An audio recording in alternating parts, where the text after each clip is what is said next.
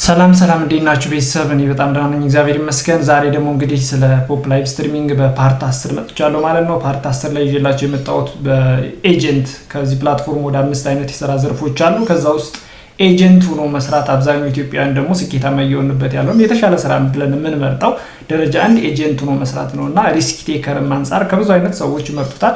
ከዛ አንፃር እንግዲህ ኤጀንት ነው ኤጀንት ለመሆን ምን ያስፈልጋል? ሪኳየርመንቱ ምንድነው? ኤጀንት ከሆነ በኋላ ሴቲንጎቹ ምናምን በዝርዝር አይተናል። ግን ዛሬ ስለ ኤጀንት ደረጃዎች፣ መስፈርቶች ኤጀንት እንግዲህ 5 አይነት ኤጀንት ደረጃዎች አሉ። ወይም የክፍያ ኤጀንት ከሆነ በኋላ የሚከፈለን ፐርሰንት ፕላትፎርሙ ለኛ የሚከፍለን ፐርሰንታይል ደረጃዎች ማለት ነውና እሱን ዝርዝር ዛሬ እንዴት ነው የሚለውን ነገር እንዴት ይቀንስብናል ከዲ ማንኛውም ሰው ኤጀንት እንደሆነ ዲ ሌቭል ወይም 4% ኮሚሽን ተከፋይ ነው የሚሆነው። ግን ወደ 8% 16% እና 20% ለመድረስ ምን ይጠበቅበታል የሚሉትን ደግሞ ደረጃዎች እያንዳንዱ ስቴፕ ባይ ስቴፕ በዚህ ቪዲዮ እንከታተላለን ማለት ነው። ይህን ቪዲዮ ላይክ፣ ሰብስክራይብ፣ ሼር እና ኮሜንት እያደረጋችሁ ቫይራል እንዲወጡ በደንብ ተከታተሉ፣ ለእናንተም ይጠቅማችኋል። ቀጥታውን ወደ ቪዲዮ ቤተሰብ እንግዲህ እንዳልኳችሁ ዛሬ ስለ ኤጀንት ሌብሎች ነው የምናየው ማለት ነው። ኤጀንት ደረጃዎች ምንድነው? መስፈርቶቹ ምንድናቸው? ኤጀንት እድገት ለማድረግ ወይም ደግሞ 4% ተከፋይ 8%፣ 12%፣ 16% እና 20% የመጨረሻው ሱፐር የሚባለው ደረጃዎች ለመድረስ ምንድነው መስፈርቱ? ከኛ ምን ይጠበቃል? ፕላትፎርሙ እዛ ስንደርስ ለኛ ምንድነው የሚከፍለን የሚሉትን ሪኳየርመንት በደንብ እናያለን ማለት ነው እንደተለመደው። ስለዚህ እዚህ ጋር ኤጀንት የሚለውን እንነካለት ማለት ነው። ኤጀንት የሚለውን ኤጀንት ስንሆን ነው ይሄ ነገር ይመጣልን። ያው ወደ ኋላ በፓርት እያንዳንዱ ግን ቪዲዮዎቹን ግን ሁሉንም ምለቃቸውን ቪዲዮዎች በፓርት ሁሉንም መከታተል ይኖርባቸዋል። ምክንያቱም ደረጃ በደረጃ ነው ተዘሎ መቼም 5ኛ ወይም 6ኛ ፎቅ አይወጣም፣ በደረጃ ነው የሚወጡት አይደለ? ስለዚህ ይሄንን ስለ ኤጀንትነት ስለ ሌቭል ስለምን ሳታቁሩጣችሁ እዚህ ጋር ብትመጡ ላይገባችሁ ስለሚችል ከኋላ ያሉትን ቪዲዮዎችን በሞሉ ጊዜ ሰጣችሁ መከታተል ይኖርባችኋል፣ ስራ ብላችሁ እስከሰራችሁ ድረስ ማለት ነው። ስለዚህ ምንድነው የምናደርገው? እዚህ ጋር እንዳልኳችሁ ኤጀንት የሚለውን ከነካው በኋላ እንደ አይነት ነገር ይመጣልኛል ማለት ነው። እንግዲህ እዚህ ጋር እንደምታዩት ስለዚህ ስለ earning today ሰርቻለሁ። እዚህ ጋር ቶታል ኮም የሰራሁት አለሁ። ለምሳሌ በአንድ ወር ወደ 2,994,000 ወይም $300 አካባቢ ሰርቻለሁ ማለት ነው። ይሄኛው አሁን ያው ከጧት ምናምን አካባቢ ስለሆነ ገና ስለሆነ 14,000 ምናምን የዛሬ ኮሚሽን ነው የሚለኝ። አሁን የምናየው ምንድነው? በዋናነት ስለ ኤጀንት ሌቭል ነው የምናየው። ስለዚህ ኤጀንት ሌቭል ለማየት እኔ አሁን የኤጀንት ሌቭል እንደምታዩት 16% ነው። እዚህ ጋር 16% ነኝ ያለሁት። ወደ 20% ለመሄድ ስንት ያስፈልገኛል? እዚህ ጋር እንደምታዩት 99,774,764 ፖይንት እኔና በእኔ ስር ያሉ ልጆች ይሄን ያህል ትራንዛክሽን ማድረግ አለባቸው ኤጀንት ሌቭል ወደ ሱፐር ለመግባት ማለት ነው። አሁን እኔ 16% ተከፋይ ነኝ። ስለዚህ እሱን አንዴ ነካዋለሁ። ይሄንን አንዴ ነካዋለሁኝ። አሁን 20% የሚለውን አንዴ ስነካው እንደዚህ አይነት ዝርዝር ነገር ያመጣልኛል። እኔ አሁን ምንድነው የሚለው እዚህ ጋር እንደምታዩት the earning in the recent 30 day ባለፉት 30 ቀናት ውስጥ earn ያደረከው ባለፉት 30 ቀን ውስጥ 50,225,420 ፖይንት earning አድርገሃል። ያ ማለት እኔና በኔ ስር ያሉ ኤጀንትም ይሁን ሆስትም ይሁን እኔም ልሁን ብቻ በኔ ኔትወርክ ስር ያለ ማንኛውም ሰው ወደ 50 ሚሊዮን ወይም $5,000 ትራንዛክሽን አድርገሃል እያለኝ ነው። ፖይንት ነው፣ በፖይንት ነው እዚህ ጋር የሚያዘው በኮይን አይደለም። ስለዚህ የ50 ሚሊዮን ማለት ደግሞ ደረጃዎቹን እዚህ ጋር ወደ ታች ስክሮል አድርግና ለምሳሌ ይሄ ጽሁፉን ልለፈውና ታች በኋላ ስለምናየው እዚህ ጋር እንደምታዩት ታች እንደምታዩት ማንም ሰው ባይ ዲፎልት ኤጀንት እንደሆነ ዲ ነው የሚለው ኤጀንት ሌቭሉ። እዚህ ጋር ሌቭል አለ። እዚህ ጋር ደግሞ earning ባለፈው በ30 ቀን ውስጥ earning አለ። እዚህ ጋር ደግሞ የኮሚሽን ሌቭላችን አለ ማለት ነው። ስለዚህ ማንኛውም ሰው ኤጀንት እንደሆነ ባይ ዲፎልት እዚህ ጋር ዲ ነው የሚሆነው። ወይም ኤጀንት ሌቭል ወደ 5 አይነት ኤጀንት ሌቭል አለ ብያችኋለሁ። ማንኛውም ሰው ኤጀንት እንደሆነ ባይ ዲፎልት ዲ ነው ወይም 4% ተከፋይ ነው። እዚህ ጋር እንደምታዩት 4% ተከፋይ ነው። ከዛ እሱና በስሩ ያሉ ሰዎች 10 ሚሊዮን ትራንዛክሽን ሲያደርጉ 10 ሚሊዮን ትራንዛክሽን ወይም ይቅርታ 2 ሚሊዮን ትራንዛክሽን ሲያደርጉ 2 ሚሊዮን ትራንዛክሽን ሲያደርጉ እዚህ ጋር እንደምታዩት ሲ ትገባለህ ነው እያለ ያለው። 2 ሚሊዮን ትራንዛክሽን ሲያደርጉ ሲ ትገባለህ እያለ ነው ማለት ነው። እኔና በስር ያሉ ሰዎች 2 ሚሊዮን ባይ ዲፎልት እዚህ ጋር ዲ ነበርኩ 4% ነበርኩ እዚህ ጋር። ከዛ ሲ ለመግባት እዚህ ጋር እንደምታዩት 2 ሚሊዮን ፖይንት አርን ማድረግ አለብን ወይም ትራንዛክሽን መፈጸም አለበት ማለት ነው። ከዛ ወደ 8% ገባለሁ ማለት ነው። ወደ የት ገባለሁ? 8% እዚህ ጋር ኮሚሽን ተከፋይ ሆናለሁ። እኔና በስር ያሉ ሰዎች እኔ ኤጀንቶችም ይሁን ሆስቶችም ይሁን እኔና በስር ያሉ ልጆች 10 ሚሊዮን እዚህ ጋር 10 ሚሊዮን ትራንዛክሽን ሲያደርጉ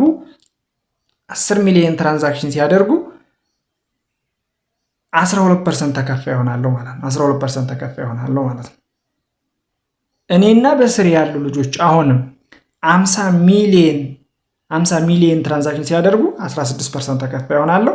የመጨረሻው እኔና በስር ያለ ማንኛውም ኔትወርክ 150 ሚሊዮን ፖይንት ትራንዛክሽን ሲደረግ የመጨረሻውን ሱፐር የሚባለውን ደረጃ እዚህ ጋር እንደምታዩት ሱፐር የሚባለውን ደረጃ እይዛለሁ ማለት ነው። ወይም ሱፐር እገባለሁ፣ የመጨረሻ ተከፋይ ሆናለሁ ማለት ነው።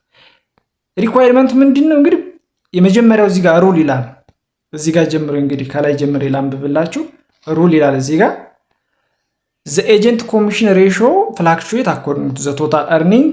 ያው ፍላክቹዌት ያደርጋል፣ ይቀያየራል፣ ተለዋዋጭ ሊሆን ይችላል። ምክንያቱም ዛሬ 10 ሚሊዮን ሊቀየር ይችላል በእናንተ ኔትወርክ። ጌመሮችም ሆኖ ጊፍትም ምንም የተለያየ ሚንስ ብዙ ልጆች እያስገባችሁ እናንተ አክቲቭ ከሆናችሁ ምናምን ነገር በቀጣይ ወር ደግሞ 0 ሊሆን ይችላል፣ ወይም ደግሞ 20 ሚሊዮን ወይም 3 ምናምን ሊሆን ይችላል እና ትራንዛክሽኑ ፍላክቹዌት ሊያደርግ ሊቀያየር ይችላል። እንዲህ ትራንዛክሽኑ ከፍ ዝቅ ያለ መደበኛ አይደለም ነው። እነሱ በሚቀይሩት ወይም እናንተና በስራችሁ ያለው ሆስት ኔትወርክ ነው የሚወስነው ነው። ኦል ሆስት ቶታል ኢንካም ያው ጠቅላላ earning ማለት ደግሞ earning ማለት እያለ ነው እዚህ ጋር earning ማለት in the last 30 day consist of two part እያለ ነው። consist of two part የመጀመሪያው እዚህ ጋር the total income for all invite agent in the last 30 day እና all host total income in the last 30 day ያ ማለት ምን ማለት ነው?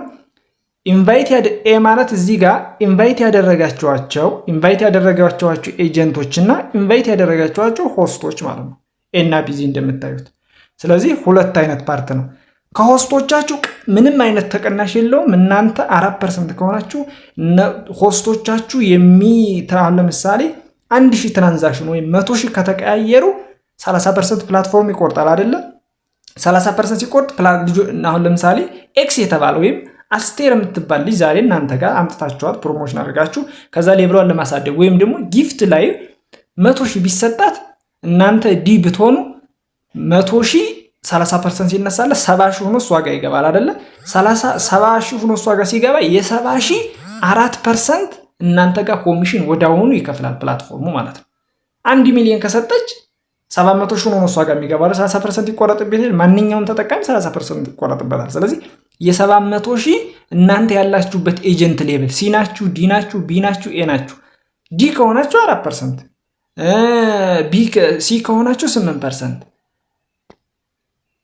ቢ ከሆናችሁ 12%፣ ኤ ከሆናችሁ 16% ነው። የመጨረሻው ሱፐር 20% ነው እና ስለዚህ እናንተ ጋር የሚደርሰው ነው። ለምሳሌ 1000 ኮይን የእናንተ ልጅ ቢቀያየር የ700 4% ወይም ደግሞ የ700 8% ከፍ እያላችሁ ስትሄዱ ሀሪፍ ነገር ተከፋይ ትሆናላችሁ ማለት ነው። ስለዚህ ኖት ይላል እዚህ ጋር እንደምታዩት ኖት ይላል። አንብቡት፣ ያው ማንበብ ይጠቅማል በነገራችን። ኖት ይላል እዚህ ጋር the agent earning consist of host income for video, voice call, text chat and gift does not include reward such as task and ranking issue by the platform ይላል። እዚህ ፕላትፎርም ላይ ኤጀንሲ earningu በቪዲዮ ኮል እኮ እዚህ ጋር የለም፣ ግን ቴክስት ተጻፈ በውስጥ መስመር በቻት በጊፍት ተሰጣችሁ ደግሞ ፕላትፎርሙ ራንኪንግ አውጥቷችሁ በራንክ ሪሲቭ የምትሉት እሱን አያጠቃልልም እያለ ነው። ሁለተኛው if the agent was not active greater than or equal 7 day or was banned including temporary ban ኤጀንታችሁ ወይም በስራችሁ ያለው ኤጀንት ወይም ሆስት ባንክ ከተደረገ ወይም ኢንአክቲቭ ከሆነ ኮሚሽን አይታሰብላችሁም ነው እያለ ያለው። the agent confirm ከዛ ደግሞ እዚህ ጋር እንደምታዩት እዚህ ጋር በደንብ አንብቡልኝ። እዚህ ጋር እንደምታዩት ደግሞ the agency commission consists of two part host agent corresponding commission rate host performance ኤጀንት ኮሚሽን ሬት በሁለት አይነት ነው የሚሰላው እያለ ነው። ምን ማለት ነው? የመጀመሪያው ምን እያለ ነው እዚህ ጋር እነዚህን በደንብ ብታነቧቸው የመጀመሪያው ኤ ይልና እዚች ጋር ኤ ይልና ሆስት ኮረስፖንዲንግ ኮንሲስት ኦፍ ቱ ፓርቲ ይልና የመጀመሪያው የእናንተ ቅድም እንዳልኳችሁ ሆስት ከሆኑ ቀጥታ ነው የሚሰላላችሁ የእናንተን ያላችሁበት። አሁን እኔ 16% ነኝ እንደምታዩት እዚህ ጋር 16% ነኝ። ስለዚህ 16% ከሆንኩኝ እዚህ ጋር 16% ነኝ። ለእኔ የሆነ ሰው ዛሬ መጥቶ 100,000 ቢቀያየር የ100,000 30% ይነሳል፣ 70,000 ነው እሱ ጋር የሚገባው። የ70,000 16% ቀጥታ እኔ ጋር ይከፈለኛል ማለት ነው። እኔ አካውንት ላይ ይገባል ማለት ነው። ኮሚሽን ይከፍተኛል። ይሄ ከሆስት ነው። ኤጀንት ካረጋችሁት ግን ይላል እዚህ ጋር ኤጀንት ከሆነ ግን ልጁ ኢንቫይት ኤጀንት ይልና እዚህ ጋር ኢንቫይት ኤጀንት ብሎ ኢንቫይት ኤጀንት ኤጀንሲ ኮሚሽን ሬት ሲቀነስ ኮሚሽን ሬት ኦፍ ኢንቫይት ኤጀንት ሲባዛ በኢንቫይት ኤጀንት አርኒንግ። ያ ማለት ነው። እኔ አሁን ለምሳሌ አበበ የሚባል ኤጀንት ቢኖረኝ በስሬ እኔ 16% ነኝ። ሶ የአበበና በሱ ስር ያሉ ልጆች በሙሉ አርኒንግ ሲያደርጉ 100,000 ወይም 1 ሚሊዮን የሚሆን 5 ሚሊዮን እሱ እንደየ ትራንዛክሽኑ ነው። ግን ቢቀያየሩ ኤጀንት ከሆነ ከኔ ኤጀንት ኮሚሽን ለማግኘት የኔ ኤጀንት ኮሚሽን ሲቀነስ እኔ ኢንቫይት ያደረግኩት ኤጀንት ኮሚሽን። ብዙዎቻችሁ እዚህ ጋር የምትወዛገቡት አንድ ሰው መጀመሪያ ኤጀንት ሲሆን ዲ ነው አይደል የሚሆነው? ዲ ሆነ ማለት ባይ ዲፎልት ምን ማለት ነው? 4% ተከፋይ ነው። 4% ስንስከፈል እኔ ኤጀንት ሲሆን ዛሬውን ፈጣን ልጅ፣ ጎበዝ ልጅ፣ ቶሎ መንቀሳቀስ የሚፈልግ ኤጀንት ልጅ ካገኘሁኝ ኤጀንት አደርገዋለሁ። ኤጀንት ሳደርገው እሱ የሚመዘግባቸው ልጆችና በሱ ኔትወርክ ያለ ኤጀንት ለእኔ ኮሚሽን ወዲያውኑ አላገኝበትም፣ ግን ወደ ሲ እንዲገባ ይገፋኛል። ጥቅሙ ይሄ ነው። ምን ለማለት ነው? ኤጀንት ኮሚሽን አሁን ትራንዛክሽን ሲያደርግ እኩል ሌብል ነን። ምክንያቱም ኤጀንት ከኤጀንቶቻችንና ከሆስቶቻችን በሁለት ሚንስ ነው የምናገኘው ብለናል አይደለ? ስለዚህ ከሆስቶቻችን ችግር የለውም፣ ቀጥታ ነው የሚያሰላለን። ከኤጀንቶቻችን ከሆነ ግን የኔ ኤጀንት ሌቭል ሲቀነስ እኔ ኢንቫይት ያደረኩት ወይም በእኔ ስር ያለው ኤጀንት ሌቭል ያ ማለት እኔ 4% ነኝ ሲቀነስ 4% ዜሮ በማንኛውም ቁጥር ብታበዙ ዜሮ ነው አይደል? ስለዚህ እኔ ግዴታ ከኔ ኤጀንት ወይም በእኔ ስር ካለው ኤጀንት ኮሚሽን ለማግኘት ግዴታ እኔ ከኤጀንት አንድ ስቴፕ ወይም አንድና ከዛ በላይ ስቴፕ መብለጥ አለብኝ። እንደዛ ከፍ ካላልን እኩል ሌቭል ከሆን እኔም ዲ እሱም ዲ እኔም ሲ እሱም ሲ ከሆነ ኤጀንት ከሱ አላገኝም ኮሚሽን። ከሱ ብቻ አይደለም በሱ ኔትወርክ በሱ ስር ያሉ ልጆች በሙሉ አላገኝም። ግን ጥቅሙ ምንድን ነው? ሁለተኛ ጥቅሙ ወደ ሲ እንዲገባ 5 ኤጀንቶች ካሉ 5ቱም ሲቀየሩ በስራቸው ብዙ ልጆች ካሉ ወደ ሲ ይገባሉ። ሲ እንደገባው ከሁሉም ማግኘት ይጀምራሉ ማለት ነው። አንድ ስቴፕ ከፍ አልኩ ማለት ነው።